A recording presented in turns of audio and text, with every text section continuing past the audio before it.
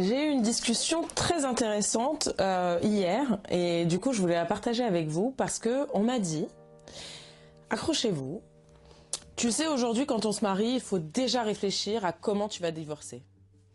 Alors, what? What are you talking about? Je t'avoue que cette phrase m'a glacée. Parce que si on entre dans une union avec la peur de la fin, à quoi bon faire le chemin? Je comprends pas. Je comprends le besoin de se préserver, de se protéger. Je comprends qu'on ait vu des mariages se déchirer, des gens souffrir, des illusions tomber.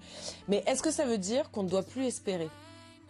Qu'on ne doit plus construire en conscience un projet d'amour qui dure? La pensée est créatrice. Ce que tu crois possible, c'est ce que tu nourris intérieurement. C'est ce que tu vas manifester consciemment ou non. Alors, si ton socle de début, c'est au cas où ça rate, tu vises quoi au juste? Une demi-victoire, une sortie propre? Je comprends pas le projet.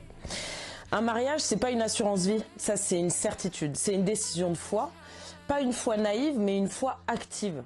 C'est croire en l'amour, c'est prendre soin de soi, de l'autre et du lien.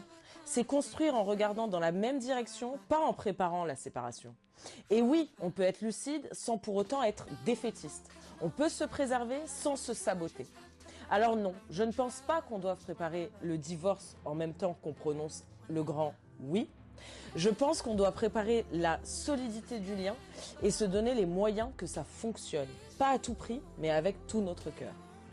Alors dis-moi si toi tu as déjà entendu ça et surtout ce que tu en penses. Est-ce que pour toi c'est de la lucidité ou à l'inverse une vision utopiste du mariage? Dis-moi, j'attends ton retour.